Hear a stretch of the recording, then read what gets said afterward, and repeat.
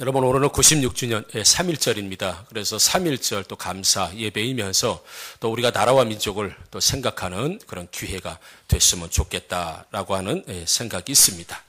잘 아시겠지만 1919년도에 우리 3.1 운동이 파고다 공원에서 민족대표 33인을 중심으로 해서 전국적으로 만세운동이 퍼져나갔던 걸 잘 알 수 있습니다. 참고로 말씀드리면 민족의 대표 33인 중에서 절반 이상이 기독교인이었다고 하는 사실은 그 당시에 기독교가 얼만큼 우리 사회에, 특별히 조선에 강력한 영향을 미치고 있었는가. 그리고 나라와 민족을 이끄는 민족의 지도자들이 대부분 기독교인이었다고 하는 사실을 보게 되면 이 나라가 기독교에 받은 어떤 은혜 아니면 혜택은 보통 큰 것이 아니었다. 뿐만 아니라 일제시대에 참 어렵고 힘든 그런 시절에 어떤 기독교인들로 인하여서 민족이 개화가 되고 민족이 깨어나게 되고 어떤 항일 운동이나 이런 정신적인 어떤 뒷받침을 기독교로부터 많이 받았던 것이 역사적인 사실입니다. 그러다 보니까 일본에서도 기독교인들을 핍박하고 탄압할 수밖에 없죠. 그래서 선교사들로 하여금 굉장히 어려움을 갖게 하는 이런 일들이 참 많이 있었습니다. 특별히 그러다 보니까 3.1운동이 있은 이후에 약 3개월 동안에 5만 명 이상의 사람들이 숙청이 되거나 투옥이 되거나 일제에 의해서 굉장히 어려움을 많이 겪은 걸 볼 수가 있습니다. 그 중에 대표적인 것이 우리 화성에 보게 되면 제암리교회라고 있지 않습니까? 그렇죠. 이 바란 쪽에 가게 되면 제암리교회 잘 알 수 있습니다. 우리 제암리교회 35명의 예수 믿는 사람들 교회에 다 불러다 놓고 전부 못을 박은 다음에 그러고 나서 총을 쏘게 되죠. 마구 총을 난사해서 사람들을 다 죽이고 그러고 나서 증거를 없애기 위해서 교회에다가 방화를 해서 불을 질러서 모든 사람들을 전부 다 태워 죽이는 이런 만행을 저지르게 되죠. 그뿐만 아니라 전국적으로 많은 교회들이 핍박을 받게 되고 처형을 당하는 걸 우리는 역사를 통해서 알 수 있습니다. 그래서 마펫이라고 하는 그 선교사가 선교 보고에 이런 얘기를 했습니다.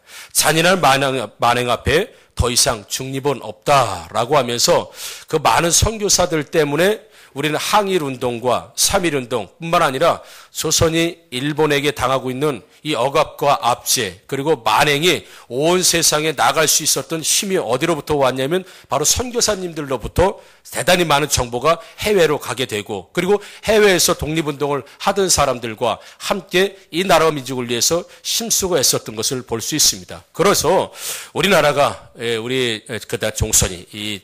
우리나라가 항일운동을 통해서 일제로부터 해방을 맞게 되고 그 이후에 또 이 나라에 또 민족의 병원을 세우고 또 서양식 교육을 시키고 또 대학을 세우고 또 여성들의 인권을 위해서 굉장히 많이 노력한 것이 단연코 기독교라고 하고 나간 것을 우리가 생각해 보게 되면 지금 기독교가 굉장히 많이 욕을 먹고 있는 이런 원인도 그 당시에 나라를 이끌고 민족을 이끌었던 종교인데 지금은 사람들로부터 어쩌면 많은 어떤 폄하된 이런 대상에 돼버렸다는 건 가슴 아픈 일이 아닐 수 없다는 것이죠. 여러분, 이 시대에도 우리 기독교인들이 그리스도인들이 사회를 위해서 또 대한민국을 위해서 세상을 위해서 우리가 충분히 해야 될 일이 많이 있는 줄 우리는 믿습니다. 여러분. 노블리스 오블레자라는 말이 있죠, 여러분. 그래서 받은 것이 많은 사람일수록 나눌 것도 책임도 크다는 얘기죠. 그래서 요즘 매스컴에서 갑질이라고 하는 이야기가 좋은 이야기가 아닙니다. 갑이라고 하는 사람들은 을을 위해서 더 많이 베풀고 더 많이 써야 됨에도 불구하고 오히려 을을 착취하고 어려운 사람들 착취하는 것에 대해서 사회적 지탄이 있죠. 그래서 많이 배운 사람, 많이 가진 사람, 영향 있는 사람은 그만큼 누리고 사는 것만큼 다른 사람들에게 혜택을 나누어 주는 것. 그것이 바로 어떤 가진 자들이 해야 될 일인데 여러분, 우리 크리스찬들은 하나님으로부터 모든 것을 받았다고 말합니다. 첫 번째는 세상이 가지지 않는 구원이라는 걸 우리들에게 하나님 주셨지 않겠습니까? 세상이 없는 구원. 먼저 받은 우리가 세상을 위해서 나눠준다고 한다면 무엇을 나눠줘야 되겠습니까? 바로 구원이라는 것을 나눠줄 뿐만 아니라 세상이 없는 모든 것들, 우리가 가지고 있는 것들을 통해서 여전히 세상을 섬겨야 되고 또 교회를 섬겨야 되고 우리 형제와 지체들을 섬겨야 되는 것을 잘 볼 수 있습니다. 오늘 본문을 통해서 보게 되면 여호수아와 세 지파가 나오지요. 르우벤 지파, 갓 지파, 므낫세 지파. 이 세 지파와 지금 여호수아가 이야기를 하는 겁니다. 무슨 이야기냐면 본문을 통해서 우리 읽으면서 잘 아시겠지만 이제 세 지파가 곧 요단강을 건너가는데 요단강을 건너가면 곧 전투가 시작된다. 곧 전쟁이 시작될 때니까 그 전쟁에서 너희 세 지파가 가장 앞장서라. 가장 앞장서는 되는 거 뭐예요? 제일 죽을 위험이 많지요. 제일 상처를 입을 확률이 많지요. 집에 돌아오지 못할 확률이 많습니다. 이 세 지파가 전쟁에서 가장 앞서라 라고 하면서 앞서야 될 이유에 대해서 너희들이 이전에 모세가 살아있을 때 그 모세와 했던 약속이 있지 않느냐. 그 약속에 의해서라도 이 요단강을 건너가서 전쟁이 시작되게 되면 너희들이 최선봉에 서서 전쟁을 감당할 것을. 그리고 이 세 지파가 맞습니다. 우리가 모세에게 그렇게 약속했듯이 우리가 요단강을 건너가게 되면 우리 형제들과 연합해서 가장 앞선 자리에서 선봉에 서서 우리가 싸우겠습니다. 우리 명령만 내려주십시오. 우리 가서 싸우겠습니다. 이렇게 이야기합니다. 이걸 그 이전 역사적 배경을 잠깐 보게 되면 모세가 애굽에서 이스라엘 백성들을 이끌고 광야로 나오지 않습니까? 그럴 때 미디안과 함께하는 연합군들이 이스라엘 백성들을 공격해 들어올 때에 그때 이 르우벤 지파, 므낫세 지파, 갓 지파 이 세 지파가 가장 앞장서서 아주 혁혁한 공을 세웁니다. 세운 공에 따라서 전리품을 나누지 않습니까? 그러니까 전쟁을 잘한 데는 짐승을 많이 주고 그렇게 공이 크지 않은 데는 이제 짐승이 조금 뺏은 물건들이 좀 적게 돌아가겠죠. 그러다 보니까 이 세 지파가 가장 전쟁에서 강력하게 승리를 거둠을 통해서 받은 것도 많아요. 특히 받은 것 많은 중에 짐승이 있는 거죠. 양이라든지 소라든지 이 가축이 있는 거죠.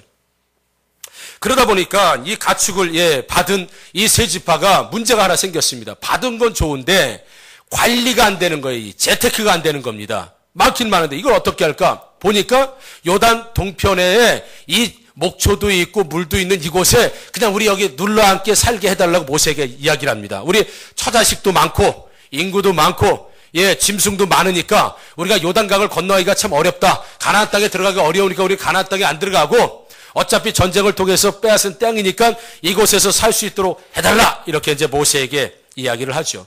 그럴 때 모세가 노발대발합니다. 무슨 소리냐 말이야. 우리가 건너갈 땅이 저 가나안 땅인데 만약에 너희들이 지금 다 빠져버리면 나머지 형제들, 나머지 지파들은 누굴 믿고 싸움을 할 것이냐. 가장 싸움 잘하는 너희들이 가야 되지 않을 것이냐라고 하면서 모세가 세 지파를 야단을 치죠. 그때 세 지파의 대표자들이 이런 제안을 합니다. 그럼 좋습니다. 그러면 이 땅을 먼저 그러니까 요단 동편 지금 빼앗은 미리 모세 있을 때 빼앗은 그 땅을 우리에게 준다고 약속을 해 주십시오. 약속을 하게 되면 처자식들은 여기다 놓고 짐승도 여기다 놓고 싸움을 할 수 있는 남자들만 요단강을 건너가서 가나안 땅에 들어가서 다른 지파들이 전부 땅을 차지하고 정복 전쟁이 끝나고 난 다음에 우리가 돌아와서 여기서 살겠습니다. 이런 얘기예요. 참 지혜로운 어떤 제안이 되죠. 그러니까 모세가 들어보니까 괜찮아. 그럼 그렇게 하자라고 하는 거죠, 여러분. 그리고 실제적으로 그들이 앞장서서 싸우는 모습을 볼 수 있습니다, 여러분. 15절에 보게 되면 여호와께서 너희를 안식하게 하신 것 같이 너희의 형제도 안식하며 라고 되어 있습니다. 전쟁에 제일 앞선다는 것은 뭐예요? 그만큼 조금 전에 말씀드렸죠. 위험하고 얼마든지 죽을 수 있고 아니요 땅을 아무리 받으면 뭐합니까? 나가서 전쟁에 죽으면 그만인 것을 사실은 엄청난 희생과 또 엄청난 이 앞장섬에 대한 각오가 있지 않으면 죽음을 넘나드는 이 희생의 각오가 있지 않으면 사실은 설 수 없는 것입니다. 그럼에도 불구하고 그들은 모세와 약속한 것이 있었기 때문에 우리는 이미 땅을 받았지만 이미 살 곳이 있었지만 다른 형제들이 살 곳이 없으니까 그들의 살 곳을 우리가 마련해 주기 위해서 가장 전쟁에 앞서 나가고 있다. 이런 것을 우리가 볼 수가 있습니다, 여러분. 이 르우벤 지파 그리고 갓 지파, 므낫세 지파를 잠깐 살펴보게 되면 왜 이들이 앞장설 수밖에 없으며 왜 싸움을 할 때마다 어떤 힘과 능력을 가질 수밖에 없는가? 여러분 르우벤 지파는 조상이 르우벤이죠. 그 아버지가 야곱이죠. 아시죠? 예. 야곱의 첫째 아들이 루벤 아니겠습니까? 이 이스라엘에서는 장자라고 하는 자부심이 대단합니다. 그래서 큰아들이라고 하는 특권, 재산도 2배로 받지요. 모든 우선권이 있습니다. 결정권이 있죠. 그래서 12아들 중에서 가장 첫째로 태어났다고 하는 장자에 대한 권위와 장자에 대한 책임감, 장자에 대한 어떤 권위, 이런 힘이 르우벤 지파에는 대단히 강했습니다. 여러분. 모든 지파를 내가 다 살려야 되고 함께 해야 된다고 하는 책임감이 가장 강했던 지파가 르우벤 지파예요. 또 갓 지파, 갓이라고 하는 이야기는 군대입니다.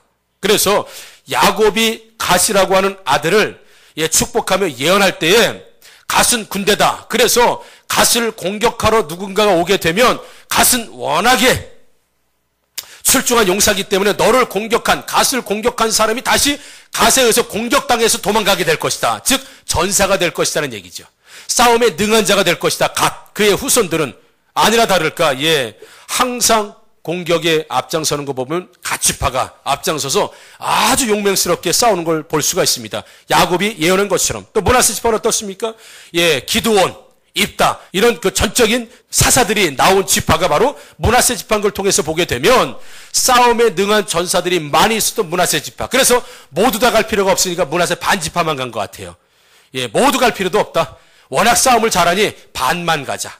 라고 해서 므낫세 반 지파만 갔을지 몰라요, 여러분. 아무튼 이런 어떤 르우벤 지파, 갓 지파, 므낫세 지파가 나름대로 하나님으로부터 받았던 장자의 축복, 또 이 쉼의 능력의 축복, 그리고 또 어떤 책임감의 축복, 다른 지파에서는 없었던 이런 탁월함의 축복을 받았기 때문에 그들은 전쟁에 나가서 싸울 수 있었고, 전쟁에서 혁혁한 공을 세우고 난 이후에 계속 주어지는 책임과 그 세 지파를 통해서 이스라엘 모든 지파들이 복을 받을 것을 오늘 말씀하는 걸 보게 됩니다, 여러분. 땅을 먼저 받았기 때문에 다른 형제들의 땅을 구해주라는 얘기죠. 안식처를 먼저 받았기 때문에 다른 형제들의 안식처를 먼저 구해주라는 얘기죠. 처자식을 먼저 먹고 살게 해주었기 때문에 다른 형제들, 다른 지파들의 처자식도 먹여 살리라고 하는 이런 이야기가 오늘 본문에 나오는 얘기죠. 이것이 바로 노블리스 오블리제, 즉 받은 것이 많은 사람은 그만큼 책임도 크다라는 것이 비단 오늘 본문 성경을 통해서 보게 되면, 여러분 우리가 하나님 앞에 받은 것이 많다고 하면 여러분 베풀고 나눠주는 삶을 살기를 주의 이름으로 축원합니다. 여러분.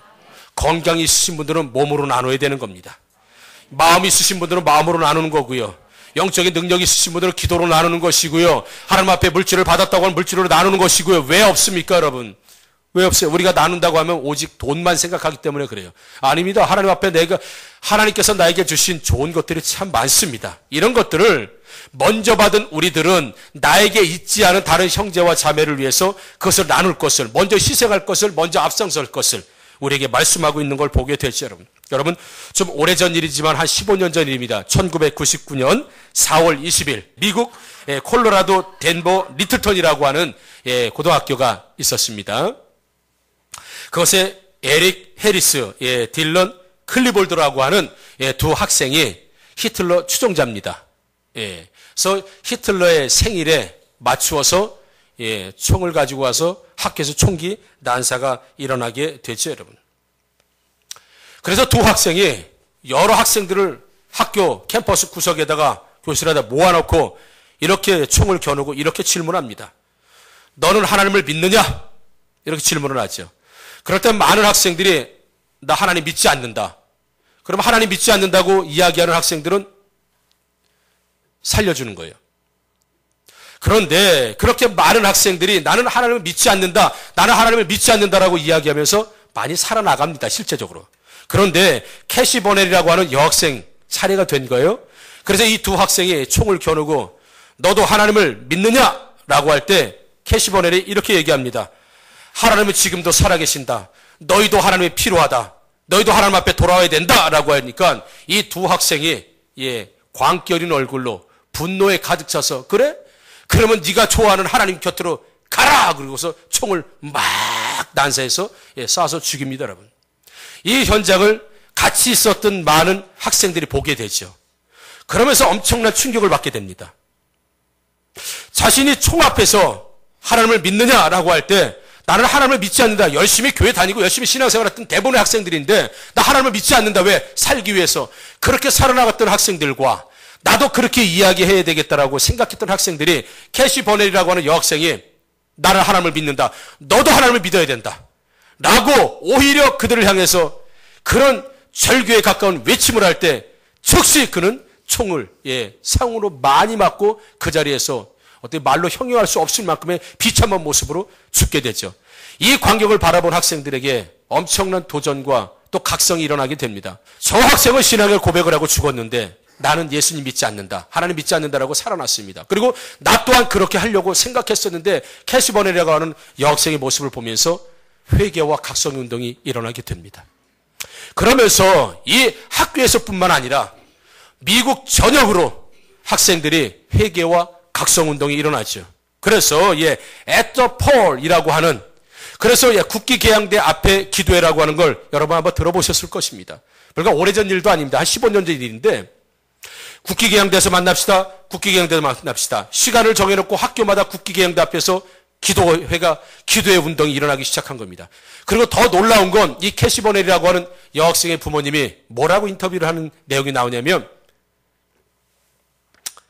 복음을 위해서 그 아이는 바쳐진 것입니다.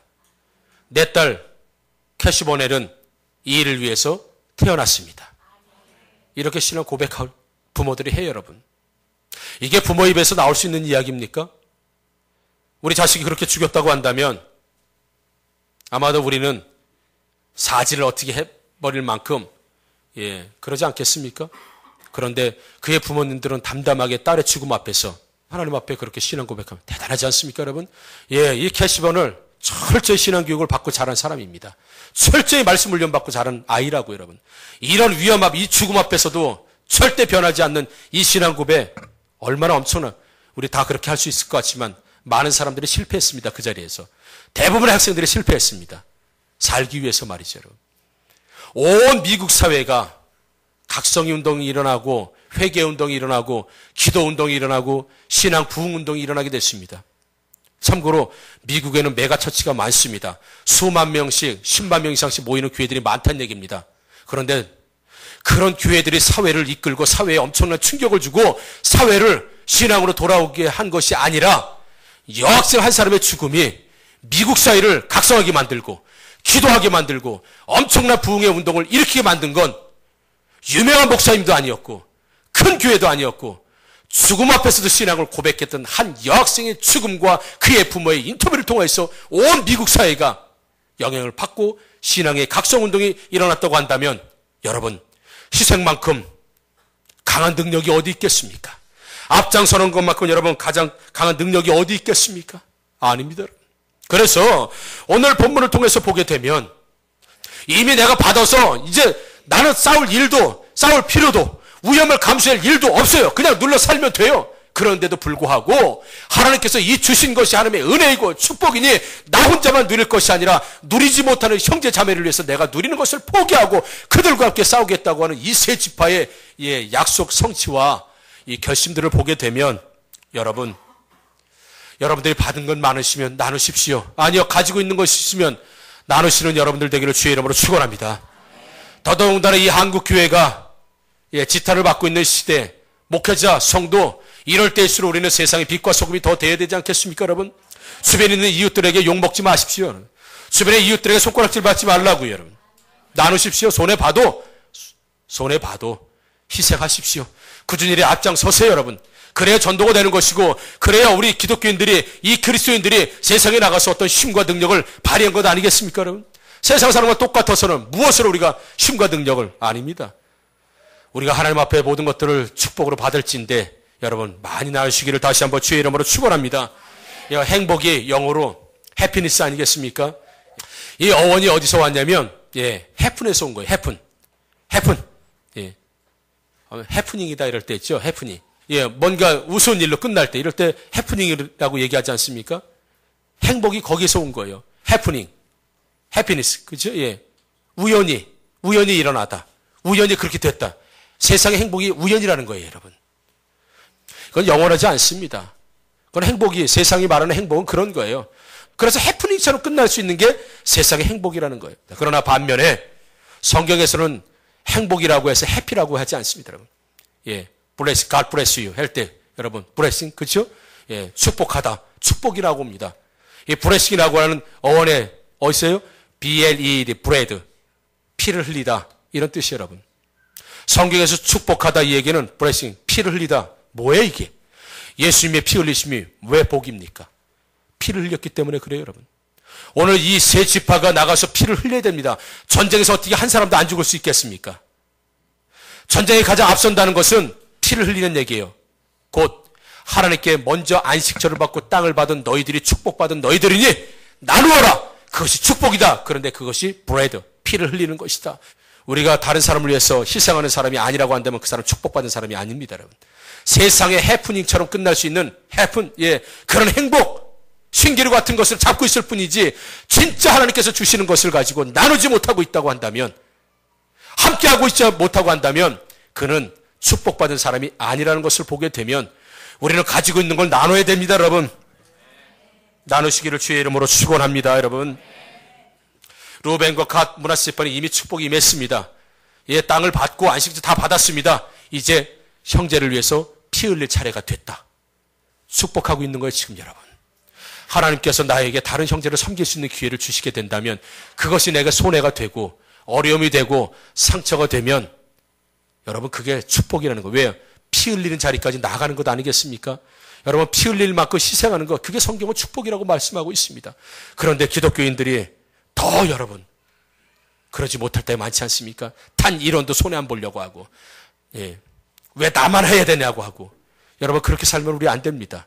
좀 나눠주고 넉넉하고 용서하고 쪼잔하게 살지 말고 돈만 가지고 말씀드리는 게 아닙니다, 여러분.